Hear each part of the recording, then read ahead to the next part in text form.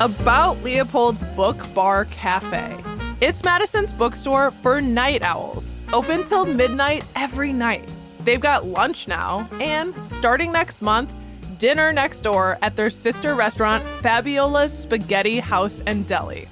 Leopold's is also perfect for holiday gifts, by the way, with over 5,000 books and hundreds of wines. Head over to Greenbush and stop in at Leopold's.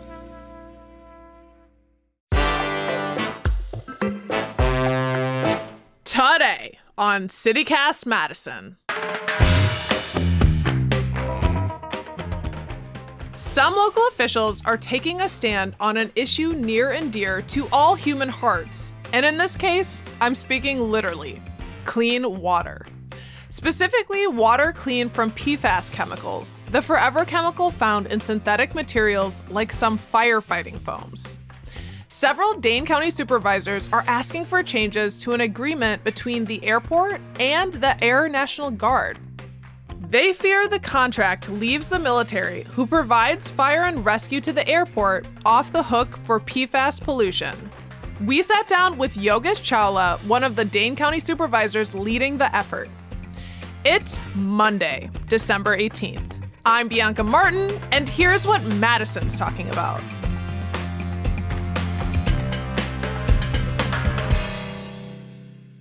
Yogesh, hello. Hey, Bianca, it's great to be on. It's lovely to have you. Let's set the scene here. Madison Airport's county run. You're on the county board. So your job is to oversee its budget and contracts for county affairs, including the airport. Normally pretty standard fare, not too many surprises, but recently you flagged a contract that the airport's negotiating right now with the Air National Guard that's getting some folks pretty fired up. What's the issue with this contract? Yeah, so this is the airport joint use agreement. So every 10 or so years, we negotiate this agreement with the Air National Guard, and it's for their usage of the airport. So in exchange for using the airport, they provide some firefighting services, which are required. Now, what we've seen with the deployment of various military operations at the airport is we've seen the firefighting operations that are provided in their firefighting materials. They have a lot of PFAS chemicals in those. Those PFAS chemicals are hazardous in parts per trillion, and the EPA has said they're unsafe at any level. And when you think about parts per trillion, if an eyedropper full of those chemicals gets into Lake Monona, it's a permanently impaired water. And we've already seen across the country impacts to our drinking water. And out of an abundance of caution, one of the larger water wells in Madison has already been closed. So since this is an emerging issue, we look at when we're negotiating an agreement for the use of the airport, we want to make sure, first and foremost, to protect the drinking water as well as the natural resources of our community. So what we've done is we've proposed a number of modifications to this contract so we can do that. One of the big issues this contract's being flagged is, if I'm understanding this correctly, the military wants to be exempt from any PFAS liability. Do you know why the airport agreed to that? Yeah, so I mean, the issue is we have existing PFAS contamination, and the county is a named party in that. Air National Guard is a named party in that, and they're named for cleanup of it. And there is somewhat of an understanding that there will be federal support for that cleanup. However, having some sort of informal understanding, it's different than having a contract. One of the things we want to make sure in this contract is that we're not indemnifying named parties to this pollution for past acts or for future acts. So we feel the contract should explicitly say this so we can provide some protection to our community. When you think about federal governments, we have an election year next year, and it's an election, I would say at the very least, it makes a lot of people nervous because it could fundamentally impact the way our government works, and particularly how our federal government interacts with local governments who they don't share the same politics with. So there are scenarios, especially in the next 10 years, where having informal agreements with administrations is just not a proper way to do things. We need things legally written in black and white. And that's what some county board supervisors are working on right now. That makes sense in terms of having an informal agreement about pollution. It's like, I hope you guys do it. I hope you guys clean it up. You want it in writing. What are you asking the airport to do instead? Yeah, so I mean, the first thing is a very common sense thing. It's saying if we are to use firefighting foam for operations or, God forbid, a disaster, we have seen, for example, recently an F-35 plane was lost. The pilot ejected, and the plane was lost, and it could not be located. So, if there are issues that do require a firefighting response, the firefighting foam that's used should not contain PFAS chemicals. Now, in September, the FAA approved firefighting foam that's F3 foam, which is basically that's PFAS-free foam. So we're saying if this foam is available, if it has been approved by the FAA, and if the only thing that's holding it up is a bureaucratic government procurement process, it should explicitly be written in the contract that all firefighting operations going forward should use this PFAS-free foam. It's a very common sense thing to do, and I would have a hard time seeing why anyone would be opposed to that. Yeah. And do you have any sense of why it has been hard to stop using the PFAS-filled foam? Because it seems obviously it's still a sticking point. Well, I mean, initially the resistance was the FAA didn't approve it. The FAA recently did approve it in September. So we presented that new information. The second concern was whether or not it could be procured and purchased. We have confirmed that it is available, but we feel like protecting our drinking water should cause an urgent need for a government bureaucracy to move at light speed to stem a problem that could potentially cost additional millions of dollars to clean up. So is this PFAS foam, like at this moment, still being used at the airport? It is. We've had multiple reports to my committee. I chair the Environment, Ag, and Natural Resources Committee, where we've looked at maps and we've seen just how pervasive this is. Starkweather Creek, which is in my district, has very high levels of PFAS contamination, and that feeds right into Lake Monona. And what's concerning to me as well is Dane County has some level of PFAS pollution. It's nowhere near what other places in this country have. So this is going to be a national contamination issue. And what's even more concerning is we can't quantify what the costs of cleanup are because we don't have a way to actually clean it up.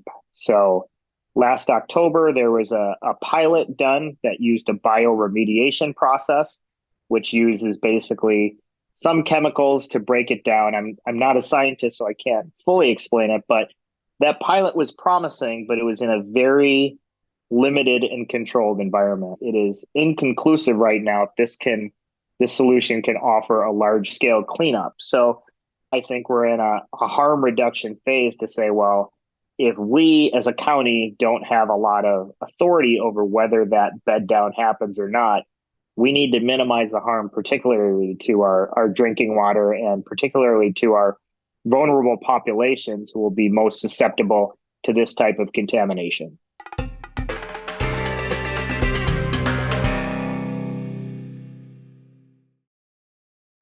This episode is brought to you by Klaviyo, the platform that powers smarter digital relationships.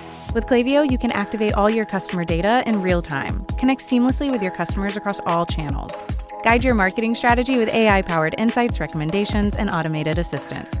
Deliver experiences that feel individually designed at scale and grow your business faster. Power smarter digital relationships with Klaviyo. Learn more at klaviyo.com/Spotify. That's KLAVIYO.com/Spotify. I have to admit, I've heard about the PFAS chemicals and the pollution in our water, and I had heard that it comes from firefighting foam.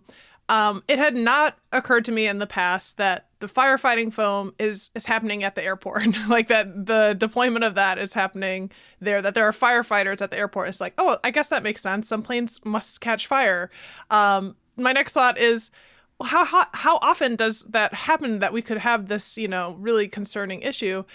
And then you put it, in scale at the beginning of this conversation when you talked about just a little dropper of PFAS chemicals and the impact of just, a little bit.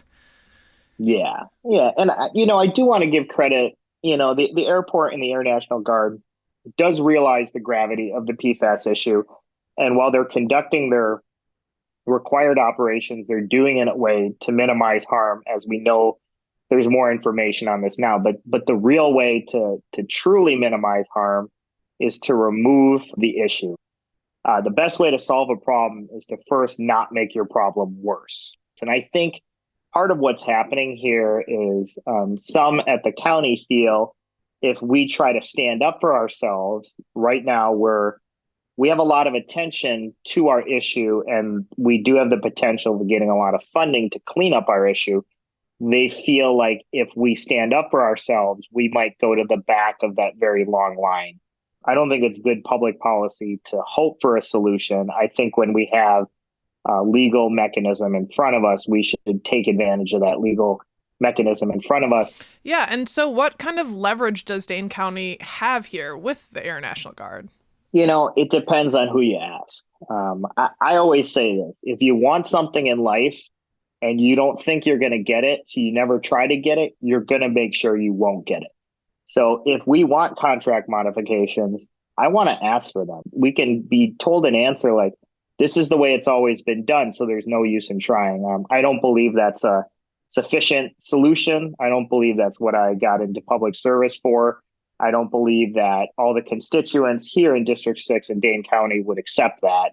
And so I don't think we should accept that from our county administration and our county staff. I think we really need to push for these changes. And I would prefer that the Air National Guard and the Air Force and the federal government explicitly says no to them.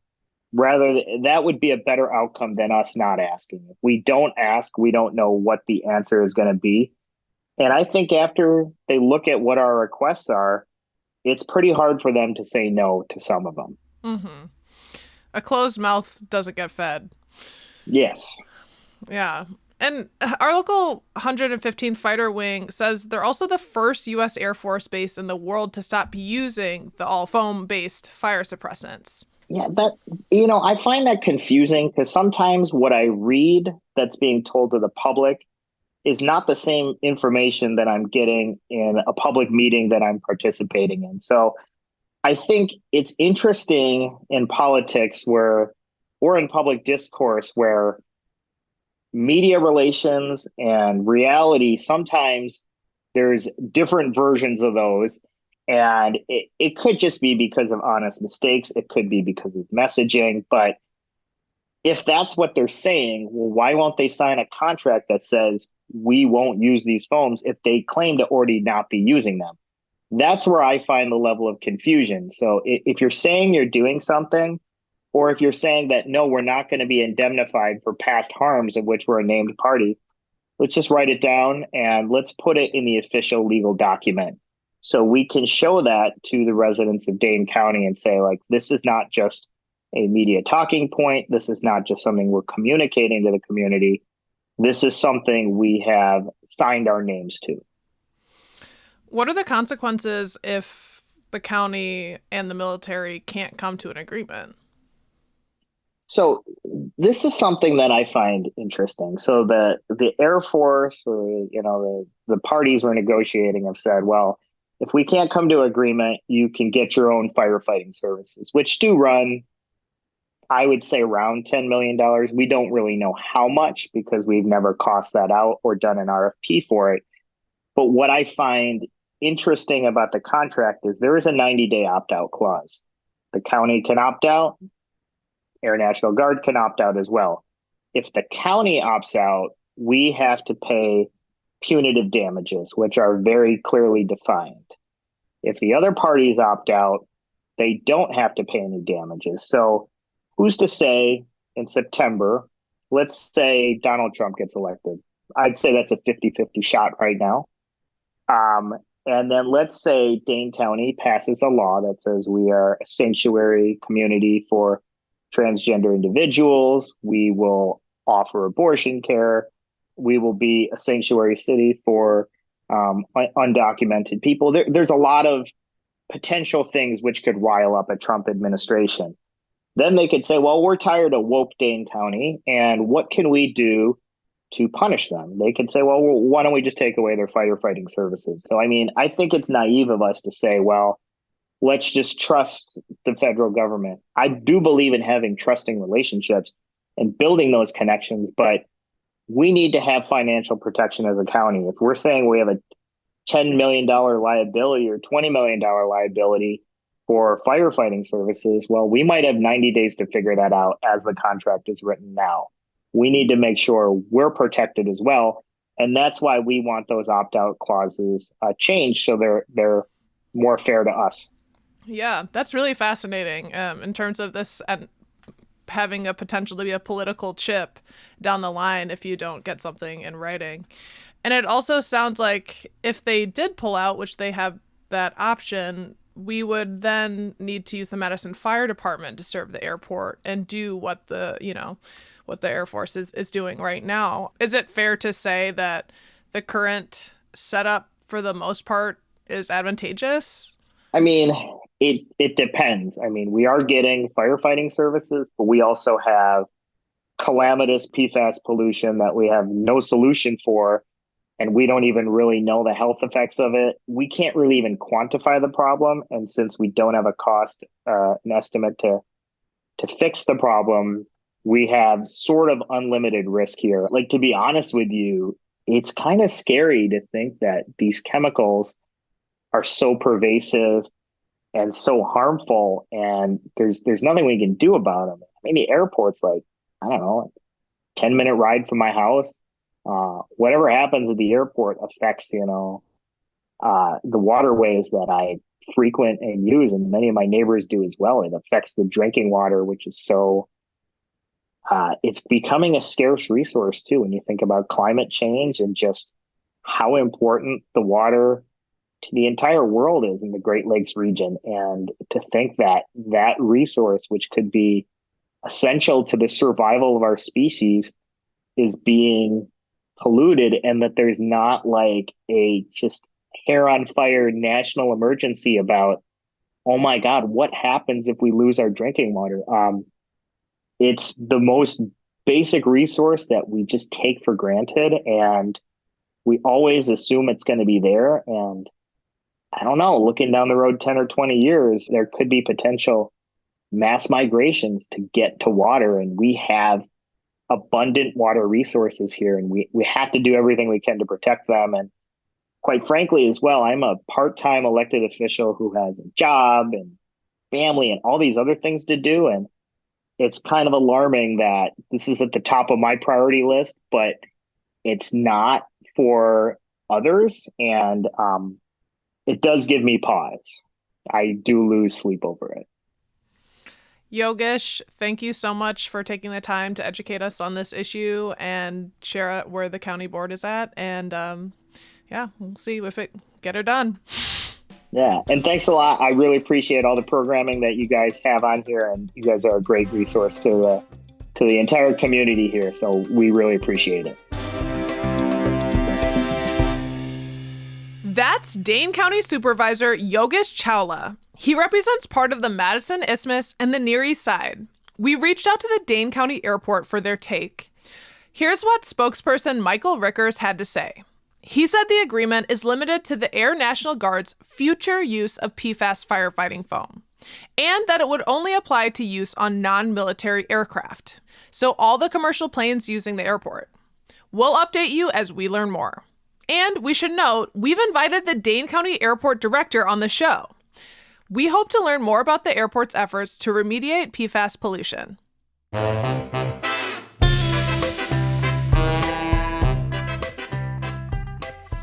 That's all for today here on CityCast Madison.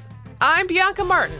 If you enjoyed the show, why not share this episode with someone who loves flying out of the Dane County Regional Airport? We'll be back tomorrow morning with more stories from around the city. Until then,